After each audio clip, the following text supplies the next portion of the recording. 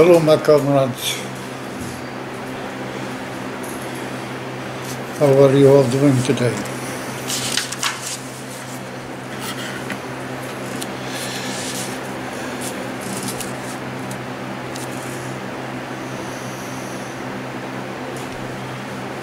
I, of course, am Ivan Fushnut, former KGB operative working here in the America.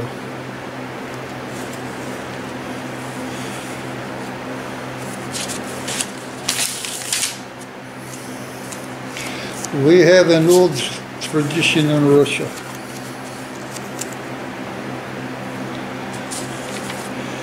It started up many, many years ago.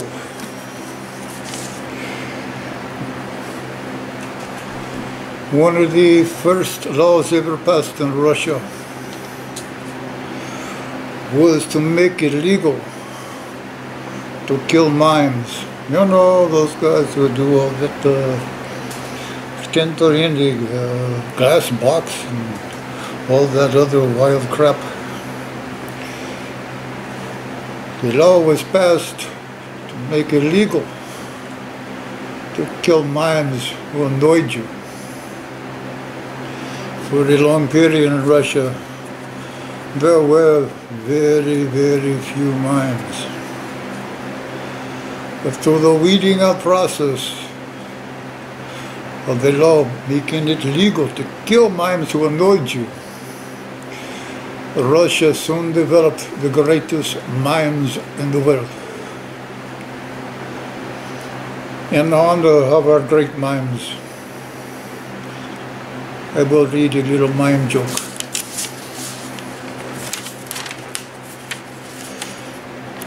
Please, if you could, stop your pet mime, that's a pet, you're having a mime for a pet, your pet mime from jumping up and down and doing an Irish jig every time its team scores a touchdown, a goal, a basket, or gets a base hit.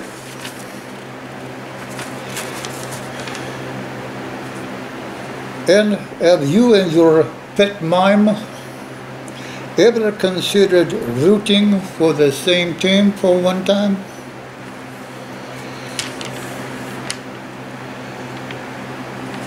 Idiots, the both of you. And you both really are bad losers who half the time are punching each other out when one of your inevitably when one of you inevitably loses, even betting at times on both teams to win at once. Well, that's kind of strange. But absolutely remember, I'm never suggesting after one of your infinite bad sports brawls, I guess the aim and the mind is fighting, that you kiss and make up. I'm not sure your pet mime is even human. No, that even happened, and you're both going to experience personally what Denzel Washington did to that guy with the sledgehammer in The Equalizer. Oh, that is a long joke. I don't know if it was that funny. It was funny when I first read it, but the bad writing, who the hell knows? Maybe this one more is bad fun to you. Let's see.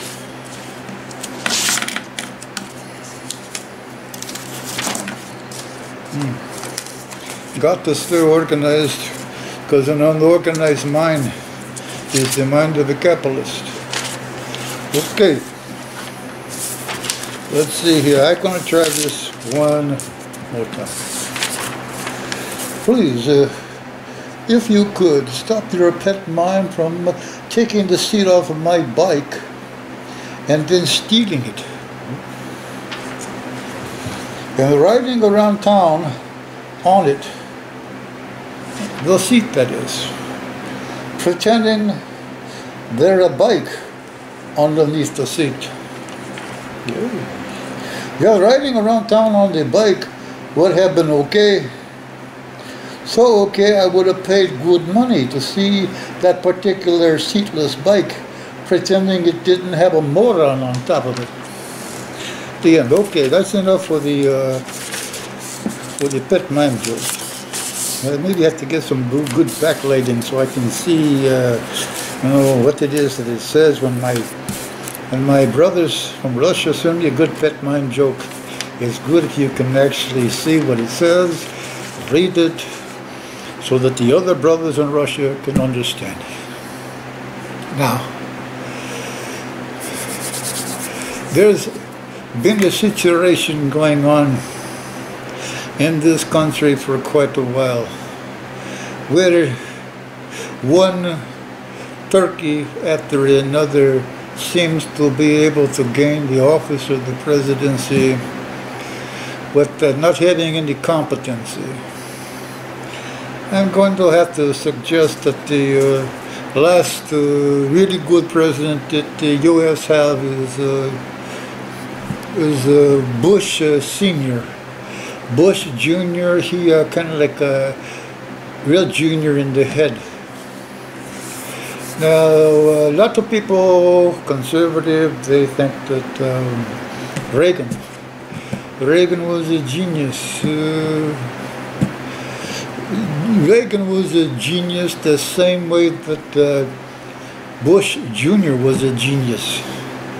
The only thing those two guys ever do that like a genius was they're a genius at not doing anything ever that a genius would do. Yeah, that's the only genius they have. Now you go back to Jimmy Carter, and Jimmy Carter, he is real genius, but he be honest man. Washington no place for honest man. Honest man, everybody else make you out to look like a fool. You're gonna be believed to be a fool by everybody else. You know. You one person or another, 1,000 people trying to make you look stupid. Who's gonna look stupid? We'll go back to Richard Nixon. Richard Nixon, very smart man, but he's a lawyer. He might have been a saint if he wasn't a lawyer.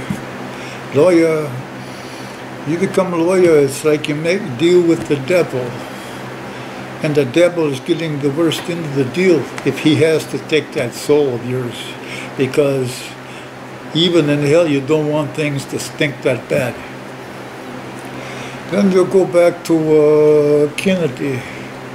You know, he do some good things and he's very popular.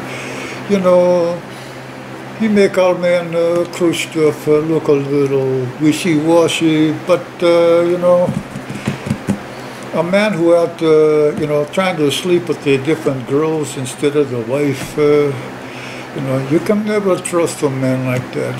Never trust a man like that. You know, if he's not honorable enough to be true to his wife, he's certainly not honorable enough to be true to his country. Then you go back to Eisenhower. Dwight, I believe was his name. Now he's a good man, decent man. He won country when he leaving office. He had more balls. He would have won country as he took office, but no, he still had balls enough to won country as he was leaving. About the military-industrial complex. That is probably the real power behind the government of the United States. You know, in Russia, we have the same energy, same force that control our country. It's just that we don't go through 20 steps to implement it. or to get an okay. You know, it's more direct, that's why it's more efficient, and cost the people of our country a lot less money. Now, you go back to Truman, and Truman, because he followed Roosevelt, and everybody loved Roosevelt. Hey, Roosevelt was the closest thing to being a communist that you could ever hope for. But he was trying to make the country survive. So, we in Russia always loved him. You know, he helped us. We would be all speaking German if he did not help us. So we love Franklin Delano Roosevelt. But I only touched the bases on Truman. Truman was probably in the 20th century the most honest president that America ever had. He fought to get into the military in the First World War. When he was found to be unfit, he cheated his way to get into the war. You know, not like a Bill Clinton who would do anything to stay out of the war. This was when men were men, back when Truman was young man. Now, your Thomas Brokaw, he'd say, World War II generation, greatest generation. I don't agree with that, you know. We have many great generations still in Russia. Of course, I don't think Brokaw was talking about Russia, but I will say that World War II generation, last great generation, the greatest generation, Civil War generation, American Civil War generation, just because one side fight for wrong reason. Yeah, definitely wrong reason. But in their minds, it was right reason. The morals and value systems of the day that every country in the whole planet, and probably the universe, what we call affectionately in America, jungle rules. When everybody is playing by the same rules, you can't whine about it 200 years later, 150 years later, 100 years later. That's like mixed martial arts to the death battle. Today, 100 years from now, they come back with a tiddlywinks mentality. Oh, they were such brute animals and hurting people. Oh, they were bunching them and sucking them and squeezing their necks. Oh, they used their legs to twist them around like a pretzels. Oh, no. You have to be judged by the beliefs and the values and the behavior of everybody who was your competitor at the time. You know, not 100 years later, when the victors of all the animals that were fighting, you're the victor. Then, as you, through generation after generation, your children make it a better world, with other countries, of course, make it a better world, a safer world. And by the new sensibilities of the new world, you now have power, people in power who were the losers 100 years ago, 200 years ago, 300 years ago, the losers, when they outnumbered the winners 1,000 to 1. They are the offspring, the descendants of the losers, and now the losers are whining and crying about how mean and bad we were, how mean and bad the Americans were, how mean and bad the Russians were. Everybody was mean and bad. Mostly the losers were mean and bad. That's why they had to be defeated and beaten. The winners made it the better world, not the losers. The same way as with the ISIS. You want to be a sympathizer for them? Are they all bad, horrible people? I don't care if they're a million Jesus Christ clones. If they're not following the path of Jesus Christ, then they might be following might be following something else. They want to destroy people who don't believe exactly what they believe. They want to harm and kill people, and they do such. No. These people might call themselves ISIS. I call them ISISes. ISISes. Because they are not men. They are little mean girls. And I don't mean that in a sexist way, but I mean that in the worst possible way possible, because they are not good people. Are we supposed to use the sensitivities that we bestow upon everybody in a peaceful world and bestow those upon those sick bastards who kill and harm people? I don't think so. I don't think so. I think they should be done to as they are doing to others.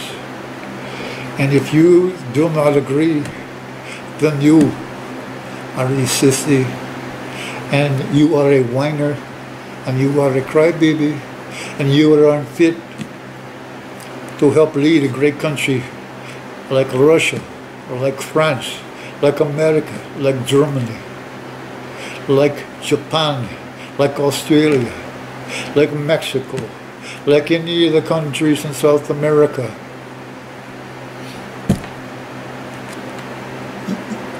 The whiners, they don't stay in power very long.